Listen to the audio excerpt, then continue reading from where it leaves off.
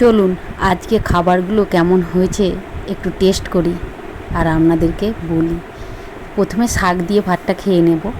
আর শাকটা এখনকার শাক না কিচ্ছু ভালো না, জানেন তো। শাকটা আমি ভেবেছিলাম জল সিদ্ধ করে জলটা ফেলে দিয়ে করব, কিন্তু মনের ভুলে শাকটা ফোড়ন দিয়েই করে ফেলেছি। আর কি করব, শাকটা দিয়ে ভাতটা বেশ খেলাম।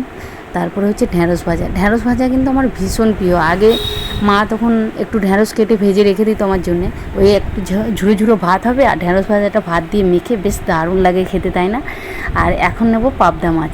আলাদা আলাদা মানে অনেক রকম রান্না বান্না হয়েছে, তো একটু আলাদা আলাদাভাবে আলাদা আলাদা ভাগে ভাগে ভাতগুলো নিয়ে নিয়ে টেস্ট করে করে খাচ্ছি। এই দেখুন পাবদা মাছের যে সর্ষে এই পোস্ত দিয়ে যে ঝোলটা হয়েছে সেটা দিয়ে খেলাম। বেশ ভালো লাগছে, বেশ দারুণ হয়েছে, অসম্ভব সুন্দর। আর এখন খাবো ইলিশটা দিয়ে। কি বলবো, ইলিশের গন্ধে আর বেগুন দিয়ে, সত্যি আমার বর তো এখন ইলিশ আর বেগুন দিয়ে ও সারা ভাতটা খেলো। আর ও, আমি বলছি ও বাকি মাছগুলো নিয়ে খাবে না তুমি? বলছে যে না, খাবো না, এটা দিয়েই খায়। যাই হোক, ও ওটা দিয়ে খেয়ে ভাত শেষ করে ফেললো। আর আমি এবার লাস্টে খাচ্ছি ইলিশ বেগুন দিয়ে। ও দারুণ দারুণ লাগলো খেতে, জানেন। তারপরে এখন চাটনি। আর রুই মাছটা তো আর খেতেই পারলাম না, রুই মাছটা পরে খাওয়া হবে। এখন খাবো চাটনি। তারপরে হচ্ছে পাঁপড়টা হলে বেশ জমে যেত, কী আর করা যাবে, পাঁপড় তো আর হলোই না। এখন চাটনি খাবো।